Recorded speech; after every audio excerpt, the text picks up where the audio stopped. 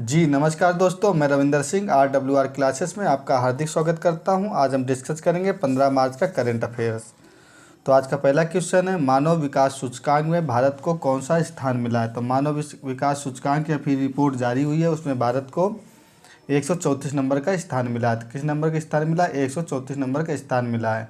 193 देशों में इसने भाग लिया था। पिछली बार इंडिया की रैंक 135 नंबर की थी। स्कोर कितना रहा हुआ? 0.644 स्कोर रहा हुआ। एक में से कितना रहा है? 0.644 स्कोर रहा हुआ है। टॉप पर जो देश है वो कौन है? स्विट्जरलैंड है। उसके बाद सेकेंड नंबर पर नॉर्वे है, तीसरे पर आइसलैंड और चौथे नंबर पर हांगकांग है।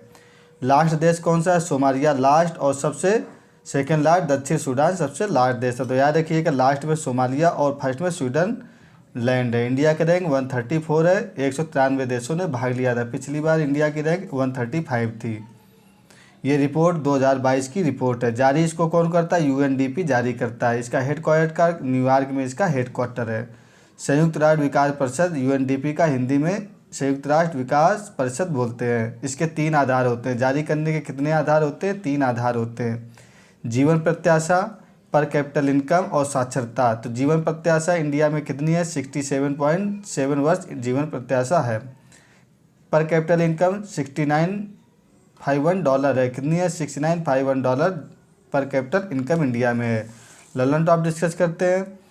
161 number press freedom index, India की रैंक 161 किस में है? प्रेस फ्रीडम इंडेक्स में। इंडिया की रैंक 93 किस में है? करप्शन परसेप्शन इंडेक्स में है।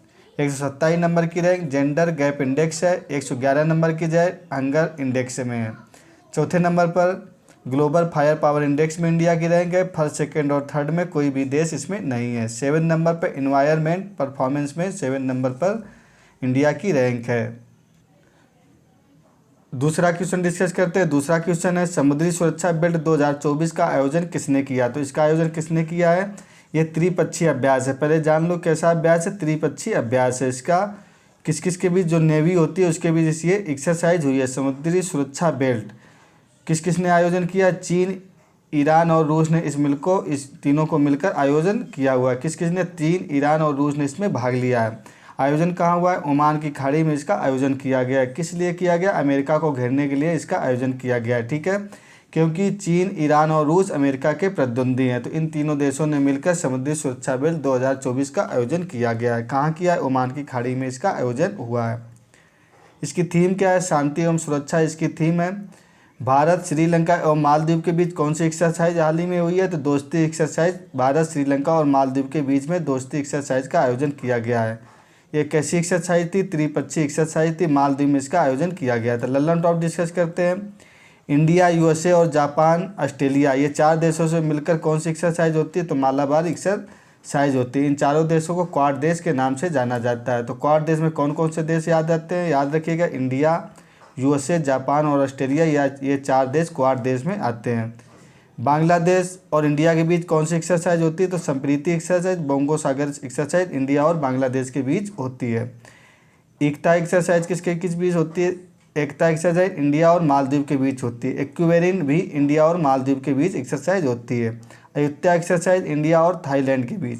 धर्म गार्जियन और सहयोग काइजिन, जो ये 2 अभ्यास है, किस किस के बीच होते हैं? इंडिया और जापान के बीच इनका आयोजन किया जाता है। वज्र प्रचार एक्सरसाइज इंडिया और USA के बीच होता है। मित्र शक्ति एक्सरसाइज इंडिया और USA के बीच इसका आयोजन किया जाता है।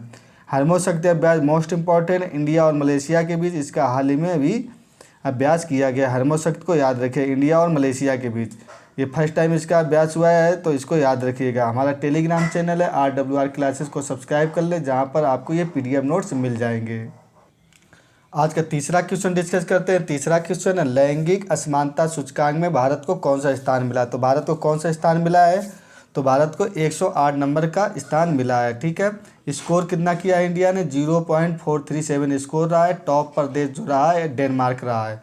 सेकंड नंबर पर स्वीडन रहा है और सबसे लास्ट में कौन रहा है? यमन रहा है। सेकंड लास्ट सोमालिया का स्थान रहा है।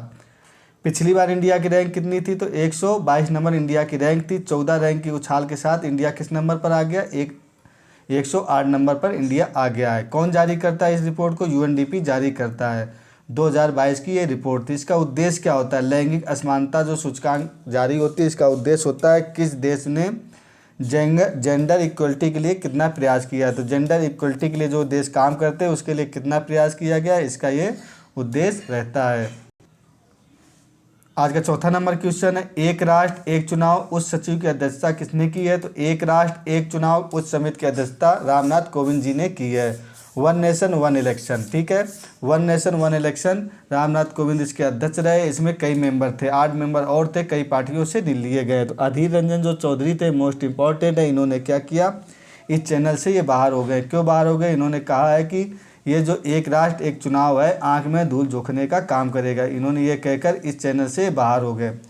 दूसरे मेंबर अमित शाह, गुलाम नबी आज़ाद, एनके सिंह, सुभाष कश्यप, हरीश सावले, ऐसे करके टोटल 8 मेंबर थे और एक रामनाथ कोविंद थे, ठीक है। ये रिपोर्ट किसको सौंपी गई है, तो वर्तमान जो राष्ट्रपति हैं द्रौपदी मुर्मू जी को ये रिपोर्ट सौंपी गई है। इसमें टोटल कितने पेज हैं, तो 18,626 टोटल इसमें पेज हैं। तो बहुत मोटी ये हो गई है रिपोर्ट, जो 18,626 टोटल पेज है। इसमें कितने पार्टियों ने भाग लिया, तो टोटल 47 राजनीतिक जो दल है उन्होंने भाग लिया है। 32 पार्टियों ने क्या बोला है, ये इलेक्शन का सपोर्ट किया। वन नेशन वन इलेक्शन का 32 पार्टियों ने क्या किया, सपोर्ट किया है, और 16 पार्टियों ने सपोर्ट नहीं किया है। लागू कैसे होगा, तो 2029 तक ये लागू हो जाना चाहिए। 2 स्टेप में चुनाव होना चाहिए।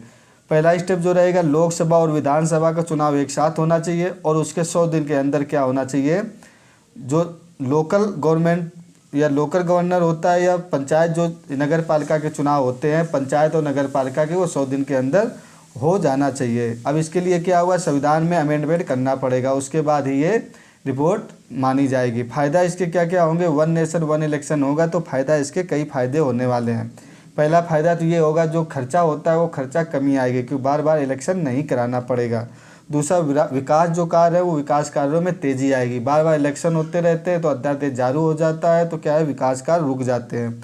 और नुकसान कम होगा, हर चीज़ में क्या होगा, नुकसान कम होने वाले। हमारा टेलीग्राम जो चैनल है, RWR क्लासेस के नाम से टेलीग्राम चैनल है, उसको आप सब्सक्राइब कर लें, जहाँ पर ये हैंड रिटेन आपको PDF नोट्स मिल जाएंगे। आज का 5वां क्वेश्चन डिस्कस करते हैं। PM मोदी ने वंचित वर्गों को क्रेडिट कार्ड सहायता प्रदान करने के लिए कौन सा पोर्टल लॉन्च किया। तो PM मोदी ने हाल ही में वंचित वर्ग जो है उनकी सहायता के लिए एक क्रेडिट कार्ड सहायता प्रदान करने के लिए एक पोर्टल लॉन्च किया। तो कौन सा पोर्टल लॉन्च किया है, सूरज पोर्टल लॉन्च किया गया है। किसने लॉन्च किया है, सामाजिक न्याय एवं अधिकारिता मंत्रालय ने इसको लॉन्च किया है। किस लिए, हाशिए पर समुदाय लोगों को लोन देना एवं ऋण देना इस योजना का काम रहेगा। तो हाशिए पर जो गरीब वर्ग के हैं उनको क्या होगा, लोन देना और ऋण देना इस योजना का काम रहेगा, प्रगति के लिए, क्योंकि उनको प्रगति हो सके। टैगलाइन क्या रखी गई, वंचितों को वरीयता देना, इसकी टैगलाइन रखी गई है। स्वाति पोर्टल किस लिए लॉन्च हुआ था, स्वाति पोर्टल महिलाओं को स्टेम में बढ़ावा देना। स्टेम क्या है, science, technology, engineering and mathematics में बढ़ावा देने के लिए स्वाति पोर्टल लॉन्च किया गया था। किसको बढ़ावा मिलेगा, महिलाओं को इस पोर्टल से बढ़ावा मिलेगा। इस साक्षी पोर्टल किस लिए लॉन्च किया गया है, MPLADS की योजना को देख रेख करने के लिए ई साक्षी पोर्टल लॉन्च किया गया है। आज का हमारा 6वां नंबर का क्वेश्चन है, इलेक्ट्रिक वाहनों को बढ़ावा देने के लिए कौन सी योजना लॉन्च की गई। तो इलेक्ट्रिक वाहनों को बढ़ावा देने के लिए मोबिलिटी योजना लॉन्च की गई है। भारी उद्योग मंत्रालय ने इस योजना को लॉन्च किया गया इलेक्ट्रिक व्हीकल को बढ़ावा देने के लिए। भारी उद्योग मंत्रालय के मंत्री कौन है, तो मंत्री महेंद्र नाथ पांडे इसके मंत्री हैं। 500 करोड़ का फंड मिलेगा। इसमें कितने का फंड मिलेगा, 500 करोड़ का फंड मिलेगा। यदि 2 व्हीलर आप खरीदते हो तो उसमें कितना आपको धनराशि कम आपको मिलेगा, तो 10,000 रुपये का आपको सब्सिडी मिलेगी। और यदि 3 व्हीलर आप खरीदते हो तो 50,000 की सब्सिडी आपको मिलेगी। रिप्लेस, ये योजना जिसको रिप्लेस करेगी, फेम 2 योजना थी उसको रिप्लेस करेगी, क्योंकि फेम 2 योजना जो थी उसका सेकंड था, वो 31 मार्च को यह योजना समाप्त हो रही है। तो ई मोबिलिटी जो योजना है वो किस योजना को रिप्लेस करेगी, फेम 2 योजना को रिप्लेस करेगी। कीर्ति योजना किससे संबंधित है, तो खेलो इंडिया से संबंधित है। छुपे हुए जो टैलेंट लोग हैं उन लोगों को बाहर निकालना कीर्ति योजना का काम रहेगा। सूर्योदय योजना किस लिए संबंधित है, तो PM मोदी में हाल ही में वाराणसी में योजना लॉन्च की है। घरों पर क्या होंगे, सोलर पैनल लगेंगे और प्रति परिवार को 300 यूनिट बिजली फ्री मिलेगी। आज का 7वां नंबर क्वेश्चन है, अग्रय और अक्षय का संबंध किससे है। तो अग्रय और अक्षय का संबंध किससे है, तो किससे, युद्ध दुब्बी युद्धपोत रोधी है। ये क्या युद्धपोत है, कैसे, स्वदेशी युद्धपोत हैं, ठीक है। ये किस नंबर के हैं? अग्रय 6ठे नंबर का, अक्षय 5वें नंबर का ये युद्धपोत है। इनका निर्माण कहाँ किया गया है? Garden reach ship builders limited में इसका निर्माण किया गया। याद रखिए, garden reach ship builders limited में इसका निर्माण किया गया। ये कहाँ पर? कोलकाता में स्थित है। टोटल इसमें कितने बनेंगे? 6 बनेंगे, ठीक है। तो 6 नंबर तक टोटल 8 बनेंगे और 6 नंबर तक बन गया। 6ठे नंबर का अग्रय है, 5वें नंबर का अक्षय है। पहले नंबर का कौन था? तो आईएनएस अर्नाला जो पहले नंबर का था, आईएनएस अर्नाला पहले नंबर का था।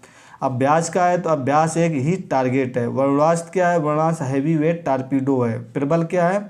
लंबी दूरी की रिवाल्वर है। तो प्रबल क्या है? लंबी दूरी की एक ये रिवाल्वर है। आज का 8वां क्वेश्चन डिस्कस करते हैं, विश्व किडनी दिवस। विश्व किडनी दिवस कब मनाया जाता है? तो विश्व किडनी दिवस 14 मार्च को मनाया जाता है। इसकी थीम क्या है? सभी के लिए स्वास्थ्य किडनी। तो सभी के लिए स्वास्थ्य किडनी इसकी इस बार की थीम है। किडनी को हिंदी में वृक्क भी बोला जाता है। ये किडनी है, देखो किडनी है, ये किडनी बनी हुई है। इसमें एक ऊपर क्या होती है? एड्रिनल ग्रंथि होती है। कौन सी ग्रंथि होती है किडनी के ऊपर? एड्रिनल ग्रंथि होती है, जिससे कौन सा हार्मोन निकलता है? एड्रिनल हार्मोन निकलता है, जिसको क्या कहते हैं? आपातकालीन हार्मोन के नाम से जाना जाता है। यह डिस्कस हम ब्रह्मास्त्र 2.0 में बायोलॉजी चल रही, उधर भी डिस्कस कर रहे हैं, ठीक है। किडनी के अध्ययन को क्या कहते हैं? नेफ्रोलॉजी कहा जाता है। इसकी इकाई क्या होती है? नेफ्रॉन होती है। तो किडनी की इकाई क्या होती है? नेफ्रॉन होती है। अध्ययन को नेफ्रोलॉजी कहा जाता है।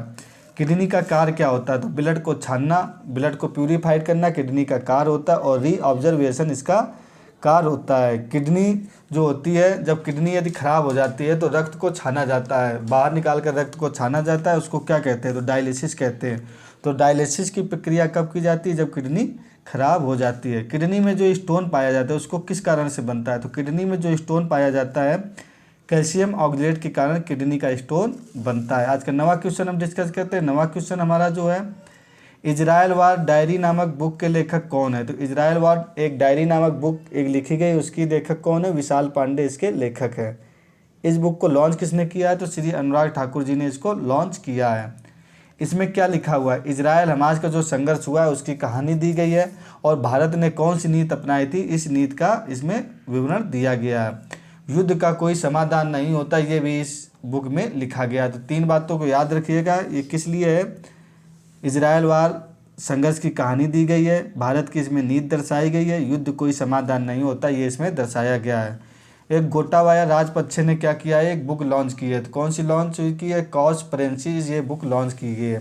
ये कहाँ के राष्ट्रपति थे? पूर्व राष्ट्रपति श्रीलंका के पूर्व राष्ट्रपति थे गोटाबाया राजपक्षे। इस बुक में ने लिखा है कि मैं चीन के द्वारा हटाया गया हूँ, चीन के प्रक्रिया के कारण मैं राष्ट्रपति पद से हटाया गया हूँ।